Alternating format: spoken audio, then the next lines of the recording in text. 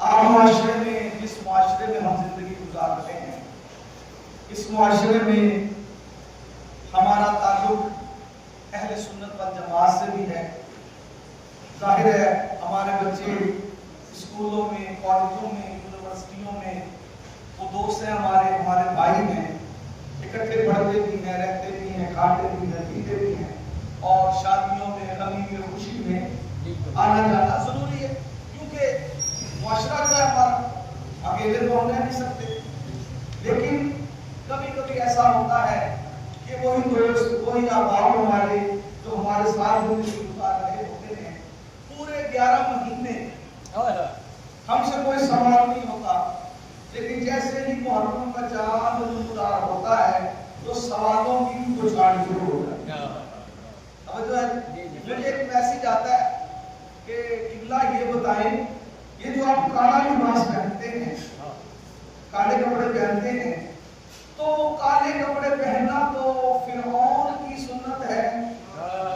سنت نہیں، روایت کر لے، انہوں نے تو کہا کہ سنت ہے، وہ پہنتا تھا، یعنی الزام لگانے کے لیے اس نے لفظ سنت کا کہ آپ اس کی سنت پر عمل کرتے ہیں جو ہے، یا اس کی تقلید کرتے ہیں، اس کی تقلید میں پہنتے ہیں۔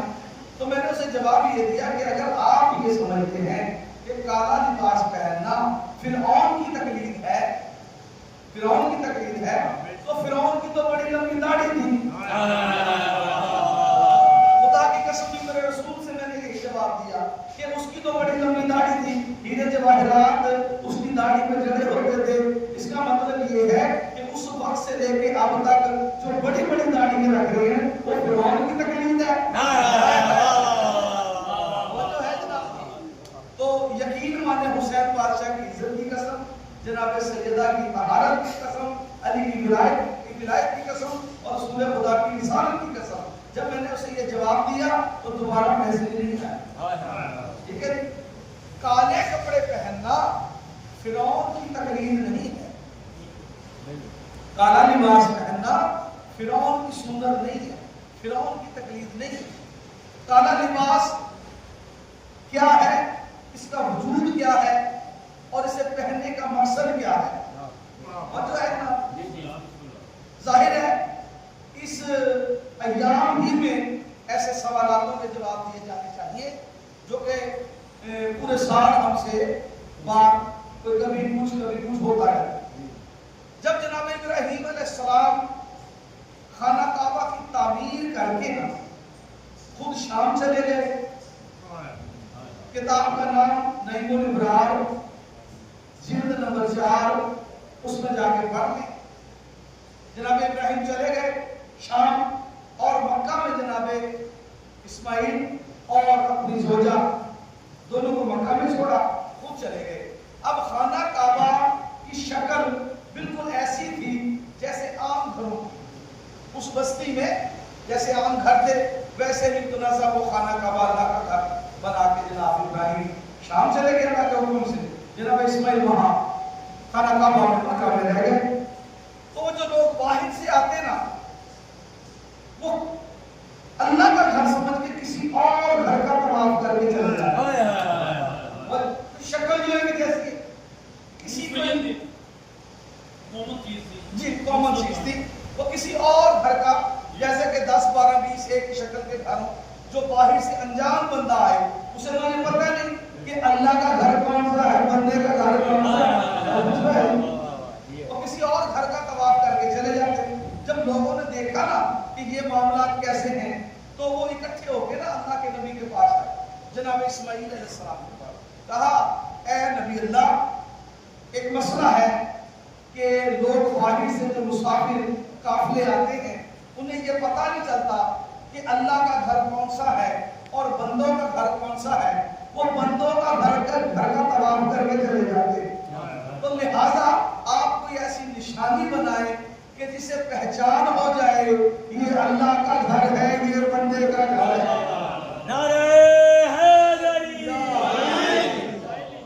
تو قریب بیٹھی تھی آپ کی والدہ، انہوں نے سنا یہ والدہ ایک نبی کی بیوی بھی ہے اور ایک نبی کی ماں بھی ہے۔ بھی نبی ہے، شوہر بھی نبی ہے۔ تو جناب سیدہ حاجرہ سلام اللہ علیہا نے اپنے سر سے کالے رنگ کی چادر اتاری، اور جو یا توجہ کالے رنگ کی چادر اتاری، اور جناب اسماعیل سے کہا بیٹا یہ لے جا کے نا اللہ کے گھر کی نشانی بنا دے۔ تو کالا رنگ جو تھا وہ نبیوں کے گھر کی سنت ہے، باپ بھی نبی اور بیٹا بھی نبی، شوہر بھی نبی۔ اگر فرعون کی تقلید ہوتی، دو نبی، بیٹا بھی نبی شوہر بھی نبی، کیا اپنی بیٹا اپنی ماں کو منع نہ کرتا ہوا کالا لباس نہ پہنو؟ شوہر اپنی زوجہ کو منع نہ کرتا کہ کالا لباس نہ پہنو؟ اس دن سے لے کے آج تک اللہ کے گھر کا لباس کالا ہے، اس کا لباس کالا ہے، اور کسی حکومت کی جرت نہیں کہ اسے سبز کر دے، سفید کر دے یا سرخ کر دے۔ ایک صلوات ایسی پڑھے،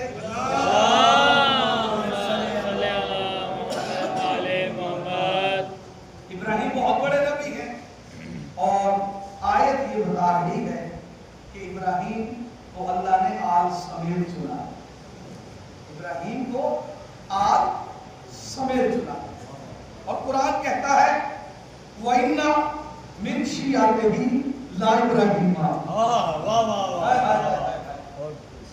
سورہ الصفات آیت نمبر 83 نمبر کی آیت ہے، سورہ الصفات وَإِنَّ مِن شِيَعَتِهِ لَإِبْرَاهِيمَ۔ اب یہ آیا مبارکہ کا نزول جو ہے نہ تو آسمانوں میں ہوا نہ زمین پہ ہوا، کہاں ہوا؟ پیغمبر اعظم نے فرمایا کہ جب میں معراج پہ جا رہا تھا،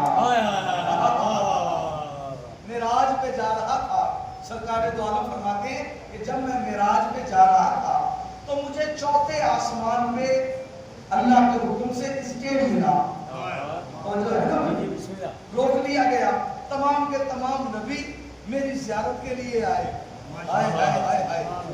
سارے کے سارے نبی سرکار فرماتے میری زیارت کے لیے آئے۔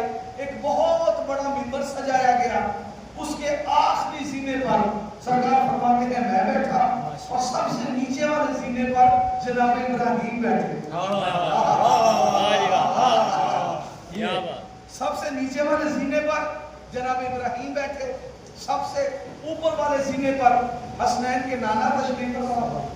اتنے میں کیا دیکھا، سارے کے سارے نبی سرکار کے ارد گرد گھیرا کیے ہوئے بیٹھے ہیں کہ سامنے سے ایک نورانی اونٹنی پر ایک جوان آتا ہوا نظر آیا جس کے چہرے سے نور کی شعائیں نکل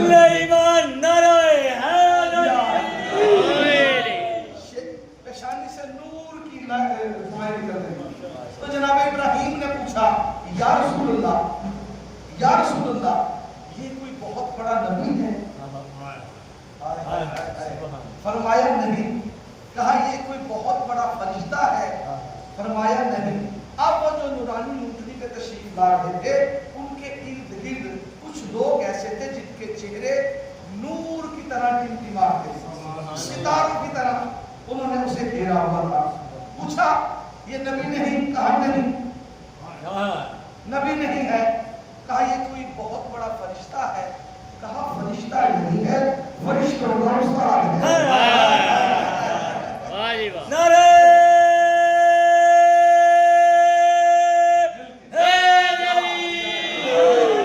فرشتہ نہیں ہے، فرشتوں کا استاد ہے۔ کہا مولا کون ہے؟ کون ہے یہ؟ کہا یہ میرا بھائی علی ابن ابی طالب ہے۔ یہ میرا بھائی علی ابن ابی طالب ہے۔ فرمایا یہ جو اس کے ارد گرد جو ستاروں کی طرح چمک رہے ہیں، ستاروں کی طرح یہ ٹمٹما رہے ہیں، یہ کون ہے؟ فرمایا یہ میرے بھائی علی کے شیعہ ہیں۔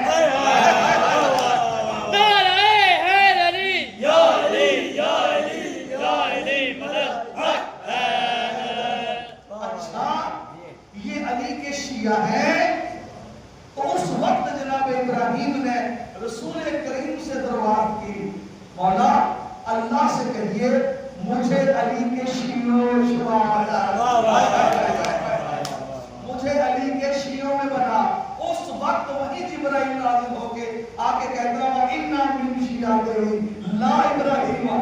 ابراہیم تو ان کے شیعوں میں ہے. کیا بات. صلوات پڑھ لیں محمد. شیعہ ہونا کوئی آسان کام نہیں. شیعہ ہونا بڑا مشکل کام ہے. شیعہ ہونے کے لیے انسان کو پابند ہونا پڑتا ہے. کس کا؟ سرکار امیر المومنین آئمہ علیہ السلام کے قانون کا. توجہ ہے جناب. حضرت امام جعفر صادق علیہ السلام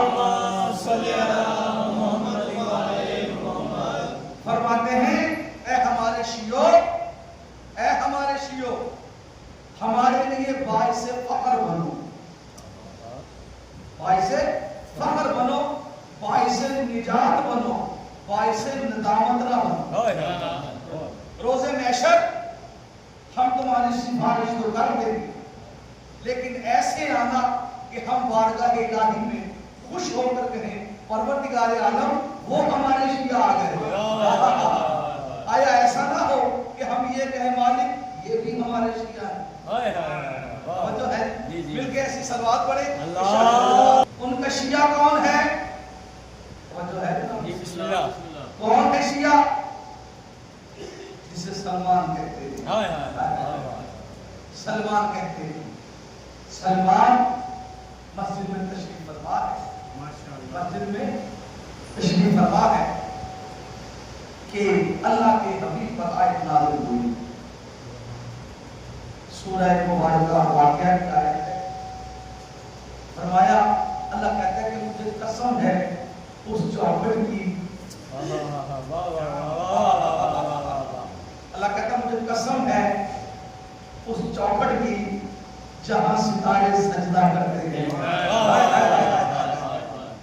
جہاں ستارے سجدہ کرتے ہیں. اچھا اب جناب سیدہ کی بات چلی ہے تو ایک گزارش کرنا چاہتا ہوں اگر آپ کی اجازت ہو.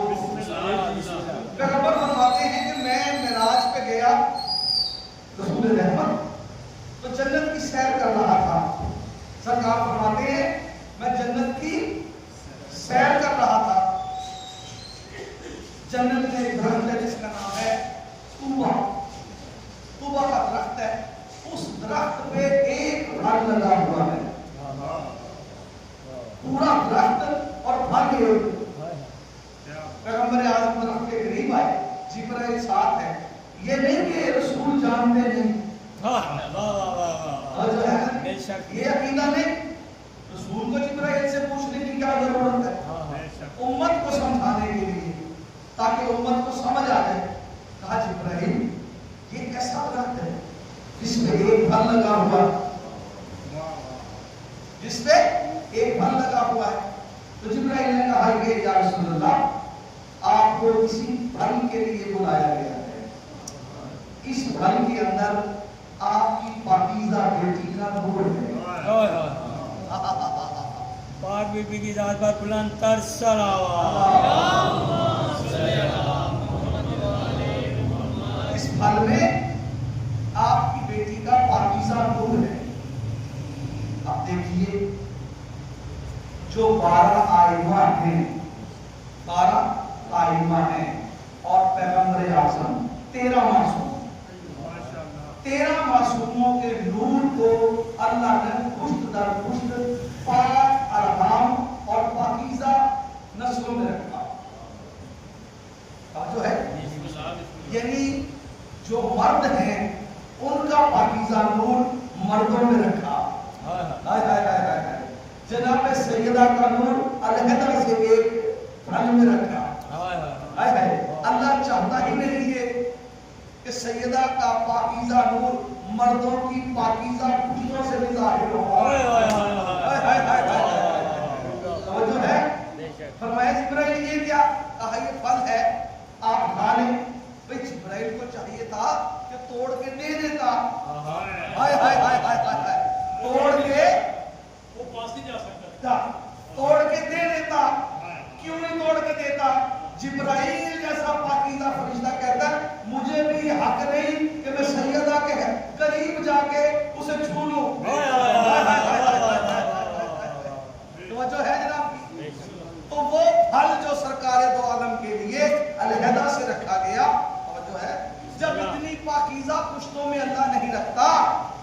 تو جو یہ کہتے ہیں کہ سیدہ کی والدہ 40 سال پہلے کسی سے شادی ہوئی تھی، ہائے ہائے ہائے ہائے ہائے ہائے ہائے، تو ایک کافرہ کے وطن میں کیسے رکھ سکتا ہے؟ سب بات پڑھنے محمد علی. اللہ کہتا مجھے قسم ہے اس چوکھٹ کی جہاں ستارے جھکتے ہیں، جہاں ستارے جھکتے ہیں. اب سلمان نے کام کیا جب سرکار نے اس آیت مبارکہ کی تفسیر تشریح مینا ترجمہ سنایا تو جناب سلمان نے نا مسجد کو چھوڑا، مسجد کو چھوڑ کے نا در سیدہ پہ جا کے گئے، جناب سیدہ کے دروازے پہ جا کے گئے. اب صحابہ کرام نے پوچھا سلمان نماز پڑھنے نہیں جانا؟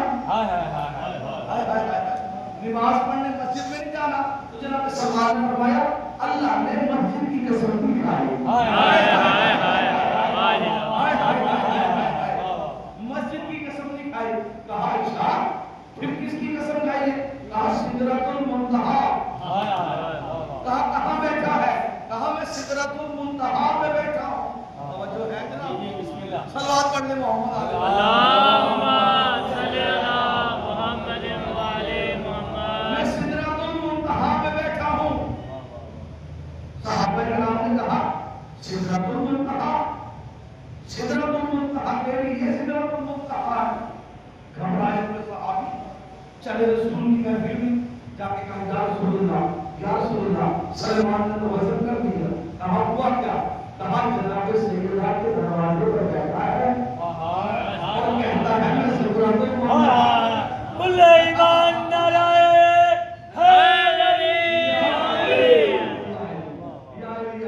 کسی نے سلمان سے پوچھا نا، توجہ میں کر رکھیے گا، سلمان تو بتا تجھ سے ایک سوال پوچھنا ہے. کہا پوچھو. کہا دن رات سیدہ کے دروازے پہ بیٹھا رہتا ہے. اچھے بھلے شیراز خاندان کا فرد ہے، کھاتے پیتے گھرانے کا تو فرد ہے. یہاں نہ تجھے کھانا ملتا ہے، نہ تجھے پانی ملتا ہے، نہ سونے کی فکر نہ پتہ ہے، نہ تجھے جاگنے کا پتہ ہے. تجھے ہوا کیا ہے؟ پاگل تو نہیں ہو گیا؟ سلمان کہتے سنو سنو، جہاں میں پہلے رہتا تھا، جہاں میں پہلے رہتا تھا وہ لوگ ستاروں کو سجدہ کرتے تھے، وہ لوگ ستاروں کو سجدہ کرتے تھے. جہاں میں اب رہتا ہوں ستارے یہاں سجدہ کرتے ہیں. جہاں اب رہتا ہوں یہاں ستارے جھکتے ہیں، یہاں ستارے سجدہ کرتے ہیں. سلمان اچھا تو بیٹھا رہتا ہے، یہ تو بتا کہ جناب سیدہ کا جو دروازہ ہے، توجہ بڑا قیمتی جملہ، جناب سیدہ کا جو دروازہ ہے اس کے سب سے اوپر والی جو کھاٹ ہے وہ کون سے درخت کی لکڑی سے بنی ہے؟ وہ کون سے درخت کی لکڑی سے بنی ہے؟ سلمان فرماتے ہیں مجھے کیا پتا، مجھے کیا پتا. کہا عجیب آدمی ہے، سارا دن رات وہیں بیٹھا رہتا ہے، تجھے یہ نہیں پتا کہ وہ چوکھٹ جو ہے دروازے کی وہ کون سے درخت کی لکڑی سے بنی ہے؟ تجھے یہ نہیں پتا. کہا مجھے کیا پتا، اگر میں نے